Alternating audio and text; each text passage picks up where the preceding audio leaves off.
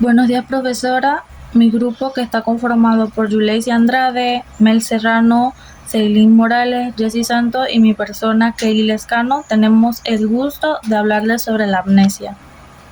Empezaré hablándoles sobre la memoria. La memoria podemos definirla como la conservación de información transmitida por una señal después de haberse suspendido la acción de dicha señal. Como sabemos, la memoria es una de las funciones cognitivas más sensibles al daño cerebral. Por tanto, su evaluación es necesaria como parte de un examen neuropsicológico. Les hablaré sobre la memoria antigua. Esta se refiere a los recuerdos de eventos pasados. Y la memoria reciente es la obtención de nuevos aprendizajes. Tanto la memoria antigua y la reciente pueden referirse al aprendizaje tanto de habilidades motoras, que se refiere a la memoria procedimental, en la cual su adquisición puede ser desaparecida por el sujeto. Por ejemplo, sería manejar una bicicleta. Como de aprendizaje que puede expresarse a través del lenguaje y del cual tenemos conciencia de la adquisición. Esta sería la memoria declarativa. La memoria declarativa incluye al menos dos subtipos, que es la memoria episódica y la memoria semántica. La memoria episódica, llamada experimental, se refiere al acopio de eventos mediante un código especial y temporal, por lo que se considera autobiografía. En tanto, la memoria semántica incluye los aprendizajes recibidos mediante palabras o símbolos verbales o relaciones semánticas. La memoria semántica comprende información verbal, por lo que generalmente, independiente de su fuente de origen o de situación durante la que se adquirió, y se refiere a toda la información evocada que es independientemente de la historia personal del sujeto. La memoria sensorial. En esta se presentan imágenes discontinuas en el espectador mantiene por muy poco tiempo. Y dado este efecto positivo, se realiza una fusión de imágenes, en donde la percepción del mundo sería diferente si no tuviéramos continuidad entre las imágenes visuales y discontinuas. Esta imagen que se conserva luego de que desaparece el estímulo ha sido estudiada sobre todo en el sistema visual, que sería la memoria iónica, y el sistema auditivo, que es la memoria ecoica. La memoria ecoica es uno de los procesos fundamentales en el reconocimiento del lenguaje. Si no existiera esta memoria, la conservación sensorial de la información auditiva o la duración del orden de unos 200 a 300 milisegundos, sería imposible su reconocimiento. La memoria inmediata. Esta memoria tiene un orden temporal a la memoria sensorial. La memoria inmediata se define como la cantidad del volumen de información, ya sea palabras, números o eventos, que un individuo es capaz de reproducir después de una sola presentación. Les hablaré sobre la fase de almacenamiento o acopio. Comienzo cuando se activa una memoria a corto plazo, que sería la que representa un almacenamiento transitorio frágil y sujeto a agentes interferentes. El almacenamiento más permanente de información implica la memoria a largo plazo, que sería la memoria secundaria. Y esta supone que el proceso de adquisición de nueva información tiene diferentes tipos de memoria. Memorias con duraciones que van desde fracciones de segundo, que es la memoria sensorial, hasta la conservación definitiva de la información, que es la memoria antigua. La memoria operativa. Este es un término extraído de la información que se refiere a la conservación de información hasta que se utiliza. Esta es una memoria de trabajo que se utiliza mientras se lleva a cabo una determinada operación y en ocasiones es equivalentemente a la memoria inmediata. Los mecanismos cerebrales. En estos diferentes niveles del sistema nervioso participan en la memoria. Las lesiones en distintas áreas cerebrales pueden generar directa o indirectamente defectos en la memoria. Una de estas serían las lesiones en la estructura del tallo cerebral, en donde alteran el nivel de conciencia y pueden de manera indirecta afectar el proceso de memoria.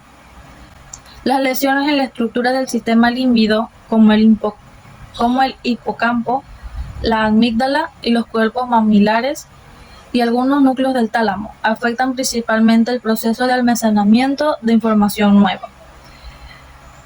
El lóbulo frontal parece contribuir en las estrategias del almacenamiento y la capacidad de recuperar los recuerdos, inhibiendo la información irrelevante. Cada uno de los hemisferios cerebrales parecen especificarse en la memorización y reconocimiento de un tipo de material. Sabemos que el hemisferio izquierdo es responsable de almacenar y recuperar memorias verbales, mientras que el derecho se especializa en los estímulos bioespaciales. Los pacientes con lesiones del lóbulo temporal izquierdo o con daño cerebrovascular de la arteria cerebral media izquierda tienen serias dificultades para recordar historias o retener frases. Cuando se habla de amnesia, hay que diferenciar entre amnesia específica y una inespecífica.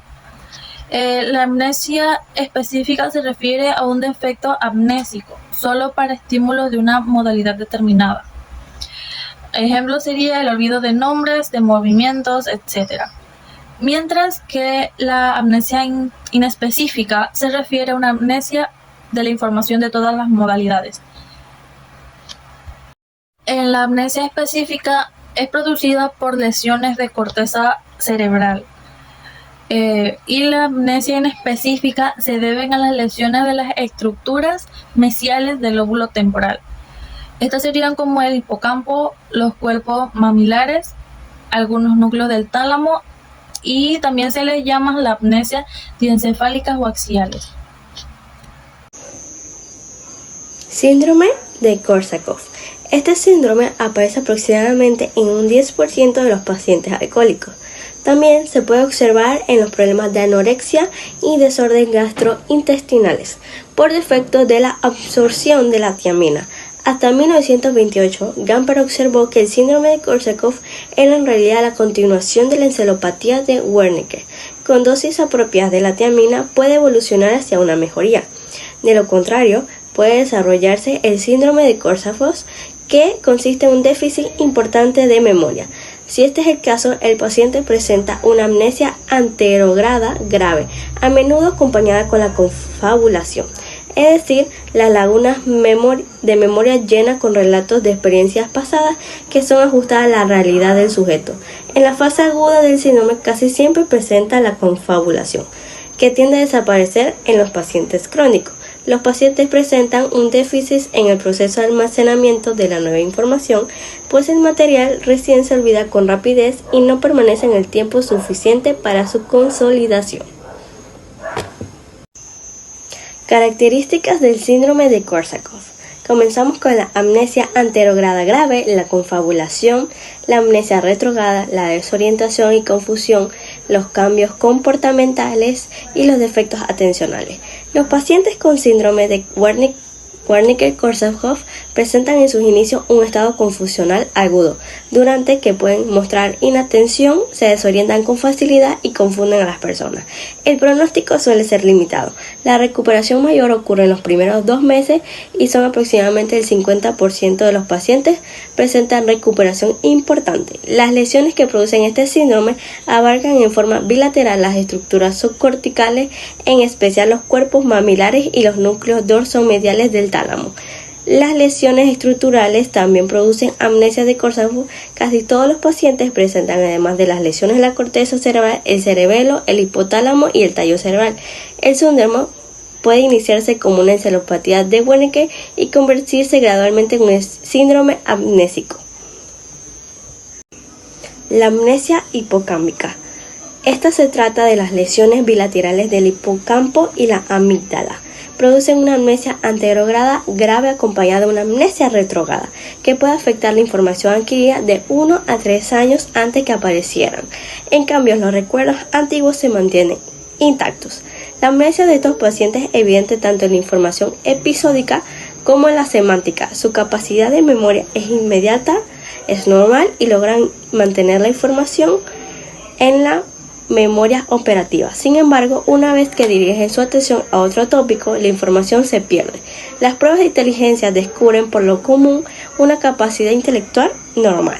Los pacientes están muy conscientes de sus defectos de memoria y se esfuerzan por desarrollar estrategias para compensar sus déficits. Las características de la amnesia hipocámbica. La amnesia retrógrada de aproximadamente 2-3 años, la amnesia anterograda severa, la ausencia de la confabulación, la memoria inmediata conservada, la inteligencia general conservada y la memoria remota conservada. También la atención conservada. La función amnésica del hipocampo está relacionada de manera importante con otra estructura del sistema límbico que es la amígdala. Esta última y el hipocampo mantienen una interconexión. Más aún, la amígdala se interconectan con el núcleo dorsomedial del tálamo, el cual desempeña un papel importante en el síndrome de Korsakoff. La amígdala parecía reforzar y mantener el activo el hipocampo durante el proceso de identificación de información relevante. Al parecer, la función del hipocampo consiste en incrementar o reducir el nivel de alerta asociado con el registro y el almacenamiento de información reciente, mientras que la amígdala se encargaría de identificar las características sociales, emocionales y motivacionales de los estímulos. Amnesia traumática. Los traumatismos craneoencefálicos cerrados dejan graves secuelas en las habilidades de la memoria.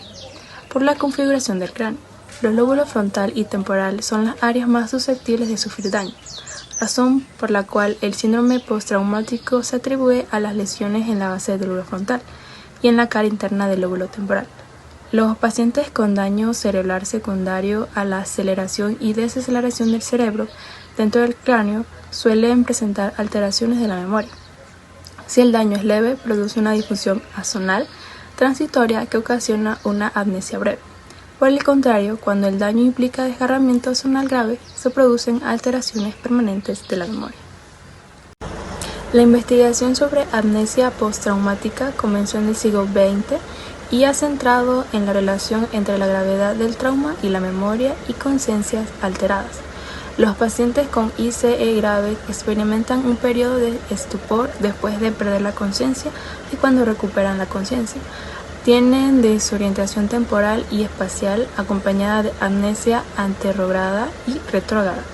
La amnesia retrógrada se desgarra con el tiempo y se recupera en orden inverso a su pérdida. La forma de recuperación de la amnesia retrógrada sugiere que el problema subyacente es la evacuación más que el almacenamiento de información. Amnesia global transitoria.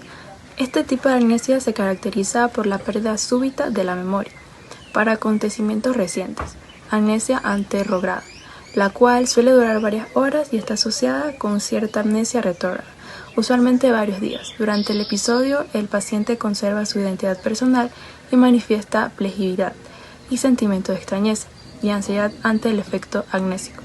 La repetición de la misma pregunta una y otra vez se caracteriza del síndrome. El episodio se puede prolongar durante minutos, horas y posiblemente días.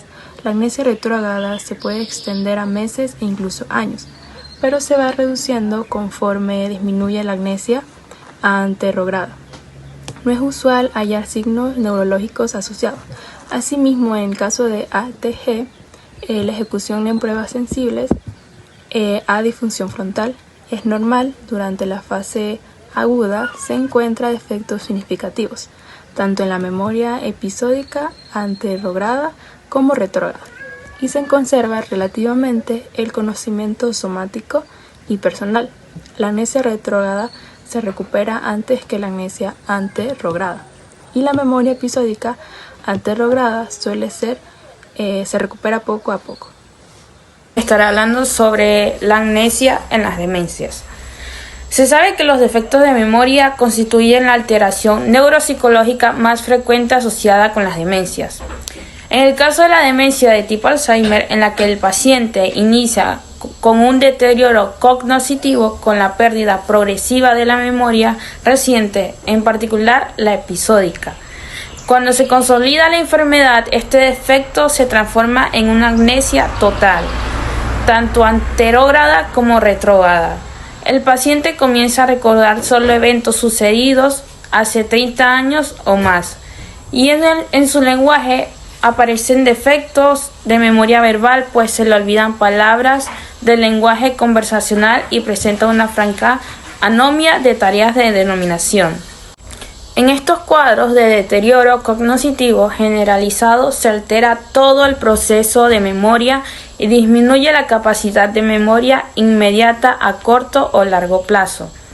En otros cuadros demenciales en los cuales el compromiso cerebral es más notable en las estructuras subcorticales, como las demencias fronto-subcorticales. En apariencia, los pacientes almacenan adecuadamente la información reciente, pero tienen grandes dificultades para recuperar esa información, ya que el acceso a las huellas de memoria ya almacenadas parece estar comprometida con otros procesos. Este defecto es propio de pacientes con la enfermedad de Parkinson y las enfermedades de Huntington. Ahora les estaré hablando sobre la encefalitis herpética. Este trastorno se desarrolla en particular en las estructuras orbifrontales y temporales mediales. Al parecer, el virus ingresa por los nervios olfatorios que inervan las meninges de la fosa craneal media y anterior. Una vez que invade la porción inferior de los lóbulos frontales y la región medial de los lóbulos temporales, el control inmunológico impide que se extienda. Ya instalado en el cerebro, inicia un proceso de destrucción hemorrágica que puede ser fatal. Las personas que sobreviven al virus quedan con severos defectos amnésicos. La amnesia anterograda se puede acompañar de afasia, crisis complejas y síndrome de Kluver-Bucy. Este último se caracteriza por apatía, cierta indiscriminación sexual, oralismo, el llevarse los objetos a la boca y un defecto en el reconocimiento visual de objetos que se califica como una agnosia visual. Las secuelas amnésicas por encefalitis herpética son semejantes a la amnesia hipocámpica. De hecho, son una forma de amnesia hipocámpica. La amnesia frontal es un conjunto de síntomas caracterizado por un trastorno severo de la memoria, acompañado de confabulaciones de relleno que impactan fundamentalmente en la memoria reciente y en el aprendizaje verbal, con dificultades para el aprendizaje de cualquier prueba nueva que requiera estrategias o clasificaciones secuenciales, debido a lesiones de la zona frontal del cerebro o lesiones frontolímbicas. Este trastorno de la memoria causa un deterioro significativo en el funcionamiento social o laboral del paciente y representa una declinación importante del nivel previo de funcionalidad del mismo. Dismnesia es un trastorno cualitativo de la memoria que se caracteriza por la dificultad específica para fijar, asociar o evocar información con olvido de nombres, fechas, rostros, etc. Y comprenden los siguientes trastornos: alopnesias, parapnesias, falsos reconocimientos de personas, confabulaciones, mentiras patológicas, delirio amnéstico y criptomnesia.